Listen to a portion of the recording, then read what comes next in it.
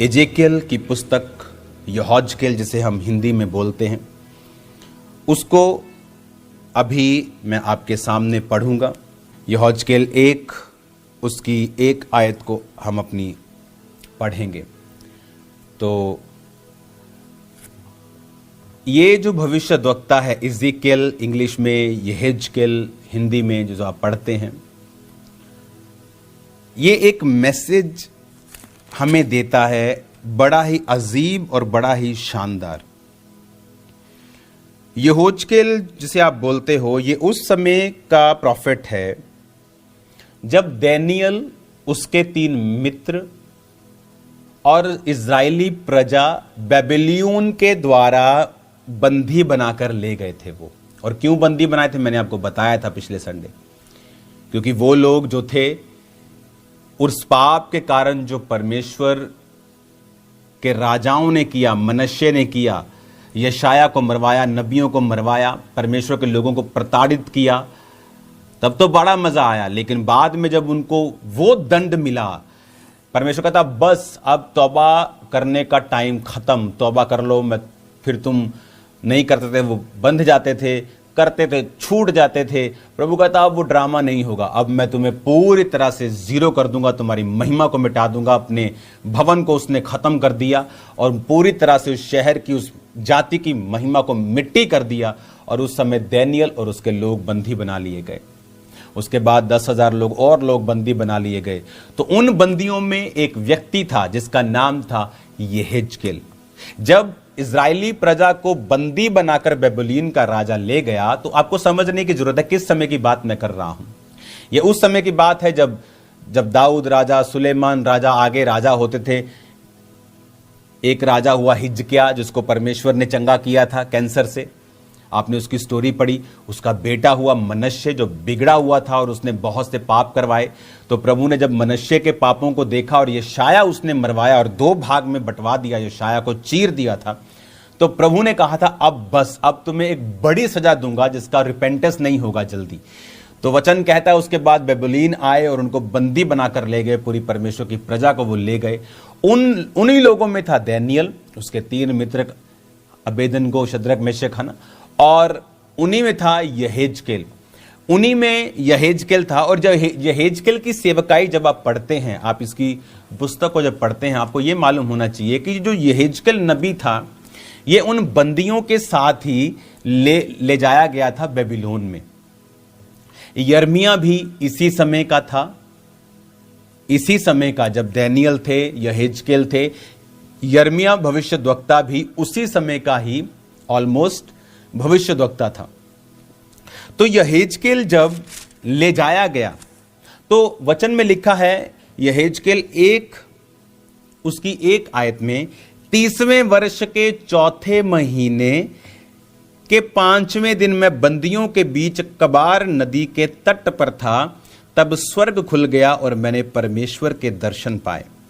यहोयाकीन राजा की बंधुआई के 5वें वर्ष के 4थे महीने के 5वें दिन को कसदियों के देश में कबार नदी के तट पर यहोवा का वचन बूजी के पुत्र यहोजकेल याजक के पास पहुंचा और यहोवा की शक्ति उसी पर वहीं प्रकट हुई।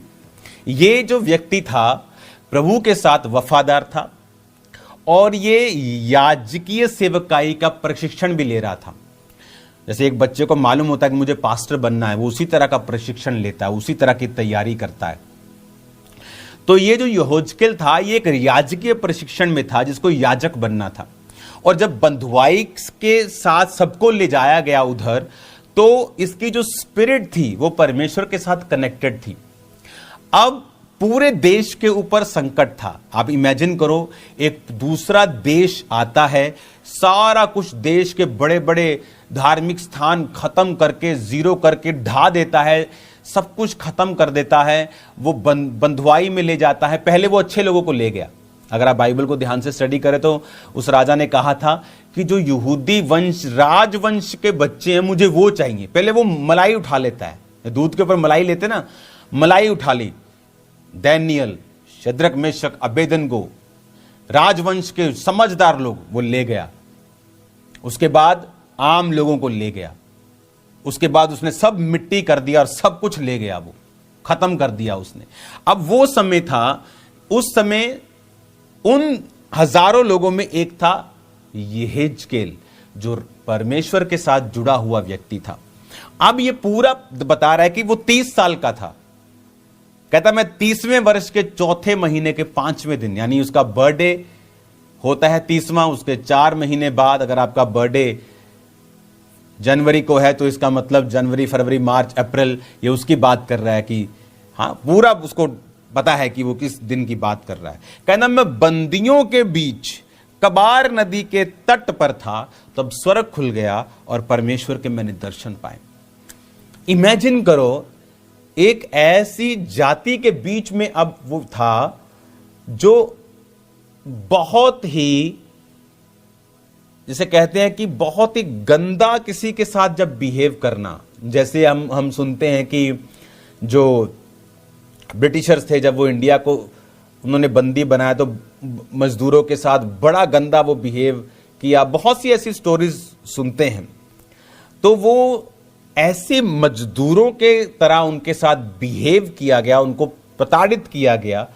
लेकिन वचन क्या कहता है कि बंदियों के बीच वो कबार नदी के तट पे था, तब स्वर्ग खुल गया। इमेजिन करो, आपके ऊपर, पूरे देश के ऊपर एक विपत्ति है, एक मुश्किल है, लेकिन आपका कनेक्शन परमेश्वर के साथ है और आप प्रभु के साथ हैं। सब दुखी हैं, सब रो रहे हैं, लेकिन आपके लिए स्वर्ग खुलता है और बाइबल कहती आप परमेश्वर के दर्शन पाते हैं। यहोजकेल की पुस्तक ये हमें बताती है कि जब यिर्मयाह के टाइम, यशाया के टाइम का ये समय है, यीशु मसीह के जन्म से 700 साल पहले की ये सब बातें हैं। जब परमेश्वर के लोग बिगड़ गए, दूसरे राजा को परमेश्वर ने तैयार किया, अन्य जाति को, तू इस पे कब्जा कर। उसने कब्जा किया, अच्छे लोगों को पहले ले गया, फिर आम प्रजा को ले गया, सब भवनों को नष्ट कर दिया। ये उस समय की बात है जब उस देश के ऊपर द ग्रेटेस्ट डिप्रेशन था। ऐसा पहले कभी नहीं देखा था। प्रभु राजाओं के पाप को देखता था, उनको सजा देता था, मार देता था, नया राजा देता था, फिर वो पाप करता था, उसको मारता था, फिर अच्छा राजा आता था, फिर वो चलता था लंबा, फिर परमेश्वर कहता नहीं अब मैं ये करूंगा ही नहीं। वो जब यशाया को मरवाया गया, पाप बढ़ गए, बड़ी बड़ी उसने गलत काम किए, जादू टोना करने वालों को उसने देश में जगह दी, बहुत उसने भयानक पाप किए। तो प्रभु ने कहा बस अब तुम सब ऐसी बंधुआई में जाओगे कि तुम्हारी तौबा तौबा मैं करवा दूंगा। प्रभु के हाथों में पड़ना बड़ी भयंकर बात है। मैंने देखा है, प्रभु आप जब इंसान जब पाप करता है, वो एकदम से एक रात में आपको कई बार उत्तर नहीं देता, लेकिन वो आपको ऐसे लंबे कोर्स में डालता है, आपका एंड ही चेंज हो जाता है। कहीं आप जा रहे थे, लेकिन आपका कई बार वर्तमान आपको लगता है चेंज नहीं हुआ, लेकिन एक गाड़ी, 2 गाड़ियां जा रही हैं, दोनों सेम जा रही, लेकिन एक कोलकाता जा रही है और एक मुंबई जा रही, लेकिन एक समय वो दोनों एक ट्रैक से निकलती हैं, सामने सामने से, इधर जा रही इधर जा रही, लेकिन एंड उनका बिल्कुल अलग है। पाप का एंड बिल्कुल अलग है। वर्तमान हो सकता है कुछ देर आपको फर्क ना पड़े, क्योंकि बहुत से लोग इस गलती में पाप करते रहते, उनको लगता है कि मसा पा लेते हैं, पाप करते हैं, ले हैंड कर दिया, बेच दिया, 25,000, 50,000, 1,00,000 पाप कर लिया लड़की के साथ, व्यभिचार। उनको ये मालूम नहीं होता कि मसा काम करेगा, गिफ्ट काम करेगा, लेकिन तुम्हारी डेस्टिनी चेंज हो चुकी है, तुम्हारी डेस्टिनेशन बदल चुकी है। वर्तमान में तुम्हें लगता है तुम्हें फर्क नहीं पड़ रहा, लेकिन वो फर्क पड़ना भी स्टार्ट हो जाएगा और तुम एंड में कहीं और ही होंगे जहां तुम नहीं होना चाहिए तुमको। और अब आपको ये इस बात समझ आएगी कि जब परमेश्वर ने इसको कहा, और बाइबल कहती है कि वो बंधुओं के बीच में था और स्वर्ग खुल गया, और उसने क्या देखा, कहता कि यहोवा की शक्ति उस पर प्रकट हुई। 3 आयत में लिखा है। अब ये आज मैं आपको ये मैसेज पूरा नहीं दूंगा, आज इसके कुछ पार्ट पर हम डिस्कशन करेंगे कि ये एक होप है, ये एक आशा है। आप इमेजिन करो कि एक पूरा देश बंधुआई में है, लेकिन एक व्यक्ति जो प्रभु के साथ जुड़ा हुआ है वो अभी भी हेवनली विजन ले रहा है और परमेश्वर की शक्ति उस पे हो रही है, और वो परमेश्वर के साथ जुड़ के अपनी लाइफ को बेटर कर पा रहा है। कौन था? दानियेल इन्हीं बंधुओं में से था। लेकिन आपको पता है दानियेल कहां तक पहुंचा? उस देश का ऑलमोस्ट वो प्रधानमंत्री टाइप की पोस्ट पर पहुंच गया था। बाइबल में कहती थी, राजा ने कहा था तीसरा तू दूसरा तू प्रभुता करेगा। ऐसा बड़ी पोस्ट, गृह मंत्री, बड़ी पोस्ट। कौन था दानियेल? एक बंधुआ। लेकिन ये पुस्तकें हमें क्या बताती हैं? ये पुस्तकें हमें ये बताती हैं कि कोई मैटर नहीं करता आपका परिवार कितना गरीब है, आप कैसी परिस्थिति में जन्मे हो, आप कितने भी बुरे देश में जन्मे हो। आप चले जाओ अफ्रीका में, वहां लोग मिट्टी खाने पर मजबूर हैं। आप तो अच्छे देश में हैं, आप तो खा पी रहे हैं। एशियन देशों में ऐसी प्रॉब्लम नहीं है। इंडिया में, पाकिस्तान देशों में ऐसा नहीं कि आपको खाना नहीं मिलेगा। धार्मिक स्थानों में आपको लंगर मिल जाते लोगों को, लेकिन वहां ऐसा नहीं है। बहुत से देशों में बहुत प्रॉब्लम्स हैं। लेकिन आपको ये बात समझनी पड़ेगी कि परमेश्वर क्या कहता है। अब आपकी सिचुएशन जितनी मर्जी खराब हो, आपके आसपास जितना मर्जी इकोनॉमिक डिप्रेशन हो, मंदी आ जाए, शेयर मार्केट गिर जाए जी, फलाना गिर गया जी, कोई कमेटी लेके भाग गया जी, बिजनेस फेलियर हो गए लोगों के, कोविड आ गया जी, कुछ भी होता रहे, परमेश्वर ये मैसेज देता है इन पुस्तकों से कि अगर तुम्हारा संबंध मेरे साथ है, चाहे तुम बंधुओं के बीच में भी हो, मैं तुमको वहां से निकाल कर अलग करके तुम्हें ऊंचा करके तुम्हें ब्लेस कर दूंगा। तारीफ करो जोर से खुदावंद के वचन के लिए। उसने कहा तेरा परिवार कैसा भी हो, तेरा बिजनेस, तेरा परिवार, आस पास तू जिस जाति में जन्मा है वो छोटी है, तू बहुत आदिवासियों में कहां भी तू जन्मा है, तू अपने आप को जितना छोटा तू समझ रहा है, लेकिन परमेश्वर कहता नहीं, अगर तेरे मेरे साथ संबंध है, अगर तू मेरे साथ जुड़ा हुआ है, अगर तू मेरी तरफ ध्यान दे रहा है, तो मैं तुझको उठाऊंगा, अपनी शक्ति तुम पर प्रकट करूंगा, तुमको दिन प्रतिदिन तुम्हारी वफादारी के हिसाब से उन बंधुओं के बीच में भी ऊंचा लेके जाऊंगा। आपको मालूम, जब शद्रक, मेशक और अबेदनगो, जब राजा ने कहा कि मेरी मूर्ति को जो दंडवत नहीं करेगा वो आग के भट्टे में डाल दिया जाएगा, वचन कहता है शद्रक, मेशक, अबेदनगो ने कहा हम नहीं करेंगे, तू आग के भट्टे में डालना है डाल दे। और ये लोग सोचते हैं कि हम इनको बर्तन नहीं देंगे, हम इनको कब्रिस्तान नहीं देंगे। अरे ये वो कौम है जो कहती है हमें जला भी दोगे तो यहोवा नाम हमारे मुंह से ही निकलेगा, यीशु नाम हमारे मुंह से निकलेगा। कहां बैठे हो तुम? ये बर्तन, ये भांडे टिंडे तक कादे छाड़ते ऐसी। और परमेश्वर के लोगों को किसी और चीज की जरूरत नहीं है, उनको बाइबल चाहिए, सिर्फ पास्टर्स चाहिए उनको क्या चाहिए तुम्हारा? कुछ नहीं चाहिए तुम्हारा। हालेलुया। वो कहता तुम हमें भट्टे में डाल दोगे तो भी परमेश्वर बचाना होगा तो बचा लेगा, लेकिन हम तेरी मूर्ति के आगे दंडवत नहीं करेंगे। और आप मालूम क्या हुआ? जब परमेश्वर ने उनको बचाया तो वचन कहता है राजा ने उनके पदों को ऊंचा किया। आज क्यों लोगों के पद ऊंचे नहीं होते? क्यों नहीं होते? आज एक क्रिश्चियन फैमिली क्यों नहीं बढ़ रही? क्यों? क्योंकि परीक्षा के समय वो अपने हथियारों को डाल देती। कौन से हथियार? हमारे आत्मिक हथियार। बोले हो पिंड च विरोध हो गया, ओ एमएलए साहब, ओ सरपंच साहब ने विरोध करता। अरे डरो मत,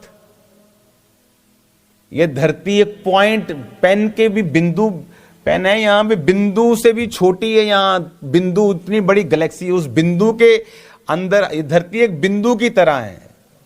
और उस बिंदु के बिंदु का बिंदु भी आप लगा लो तो उन लोगों से डरो मत जो बिंदु का भी बिंदु नहीं है, और परमेश्वर जिसने सब कुछ बनाया है। बाइबल कहती है जब तुम प्रभु में खड़े रहोगे वो तुम्हारे पद को ऊंचा करेगा, फिर वो तुम्हें उन्हीं लोगों में बढ़ाएगा, उन्हीं लोगों में तुम्हें स्ट्रांग करेगा, और उन्हीं लोगों में तुम्हें सुरक्षित भी करेगा और तुम्हें ऊंचा भी करेगा। और यही हुआ। दानियेल अगर डर जाता कि मैं ये खाना ही पड़ेगा, चलो राजा का प्रोटोकॉल नहीं तोड़ सकते, तो कभी भी वो उस जगह पे ना पहुंचता। लेकिन वचन कहता उसने किसी प्रोटोकॉल की परवाह नहीं की, किसी बंदे की परवाह नहीं की। उसने कहा मैं वही करूंगा जो वचन कहता, बाइबल कहती है। और क्या हुआ? दानियेल का पद ऊंचा होता गया। हर परीक्षा के बाद पद ऊंचा हुआ। शेरों की मांद में डालने के बाद पद ऊंचा हुआ। जब किसी राजा के सामने हाथ से लिखे हुए अक्षर आए तो उसने कहा कि कौन समझा सकता है? डैनियल समझा सकता है, उसका पद ऊंचा हुआ। वो उनके पद ऊंचे होते गए। बंधुआई देश में भी परमेश्वर उनको कहां लेके गया, इमेजिन करो। कहां था यूसुफ? मिस्र देश में। मिस्र देश के लोग चरवाहों से नफरत करते थे, आपको मालूम? नफरत, आई हेट इट, मैं नफरत करता हूं इससे। चरवाहों से नफरत करते थे मिस्र के लोग, मालूम? सबसे अधिक नफरत वो चरवाहों से करते थे, क्योंकि जितने यहूदी थे वो चरवाहे थे। कौन था यूसुफ? एक चरवाहा। क्या बना उस देश का? प्रधानमंत्री। नफरत करने वाला व्यक्ति उसी देश का प्रधानमंत्री बना। ये है मेरा परमेश्वर। वो ये करने की ताकत आज भी रखता है और वो करेगा आपकी लाइफ में।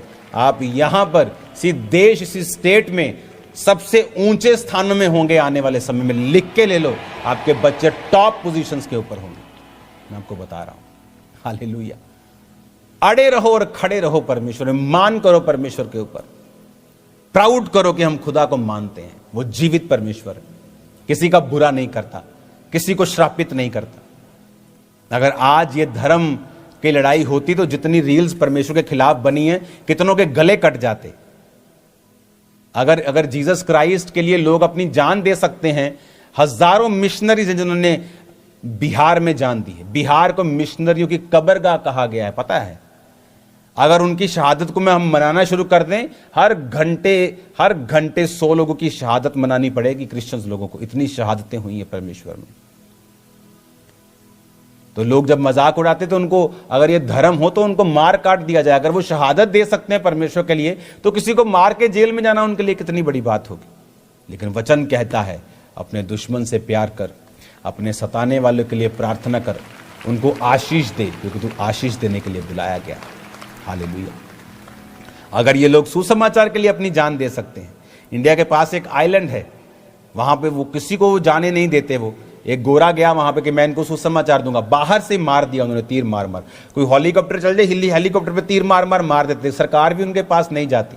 वो चला गया वहां। अगर वो उनको सुसमाचार देने के लिए अपनी जान दे सकता है, तो जो यीशु मसीह की खिलाफत करते हैं, उसके बारे में बुरी रील बनाते, उनको मारने में कितनी प्रॉब्लम होगी उनको। अगर वो मर सकते हैं तो मारने में क्या दिक्कत है उनको? मार के बाद क्या कर दे? जेल कर देंगे, उनको क्या प्रॉब्लम? लेकिन वचन क्या कहता है? इसीलिए जीसस क्राइस्ट के लोग हाथ नहीं उठाते, क्योंकि हमारा परमेश्वर जिंदा है। जब वो गर्दन मरोड़ेगा, तुम भागे आओगे चर्च में, डोंट वरी। हालेलुया। उसने मेरी भी मरोड़ी थी तो मेरे को मालूम है, वो मरोड़ता है गर्दने और फिर भगाता है आदमी को। फिर आदमी भूल जाता है वो कहाँ से है, कि कहाँ से है। फिर आदमी सोचता है, वो फलाने के पास चला जाऊं मैं, वो डॉक्टर बड़ा सियाना है, वो जगह बड़ी सियानी है। फिर मैं सब जगहों पे गया, सब डॉक्टरों के पास गया, न्यूरोलॉजिस्ट, सब बड़े बड़े न केंद्र, सब जगह गया। फिर कहीं जब इलाज नहीं हुआ, तब घुटने टेक के खुदा के पास आके छुटकारा मिला। तो अब मैं आपके सामने उसी खुदा की बातें कर रहा हूँ, जिस खुदा को मैं बुरा भला बोलता था। तो ये परमेश्वर है मेरा और आपका। हालेलुया। तो मैं आपको ये बात बताना चाहता हूं कि आप इतनी वर्स्ट कंडीशन में नहीं है। जितनी वर्स्ट, जितनी बुरी, जितनी खराब, सबसे खराब कंडीशन में ये दानियेल, शद्रक, मेशक, अबेदनगो, यहेजकेल, जितने ये वर्स्ट कंडीशन में थे, और फिर भी प्रभु ने इन्हें ऊंचा किया। इसका मतलब आपकी बैकग्राउंड मायने नहीं रखती। आप गरीब परिवार से हों, छोटे परिवार से हों, अनपढ़ परिवार से हों, आप गरीब, बीमार, कहीं से भी नीचे से नीचे आप चले जाओ, धरती के तल से आप हों, मायने नहीं करता। मायने ये करता है कि क्या आप परमेश्वर के वचन पर चलने के लिए तैयार हैं। क्या देखो, 10,000 लोग नदी के कबार, नदी के तट में बंदियों के बीच में हैं, मजदूरों को रखा हुआ वहां, सब क्वार्टर्स बने हुए मजदूरों के, पूरी नदी के तट के ऊपर। और उन 1000 लोगों के बीच में एक यहेजकेल है, जो याजकीय प्रशिक्षण, याजक बनने के लिए परमेश्वर के सामने है, पूरा उसको प्रशिक्षण है, वो याजक है।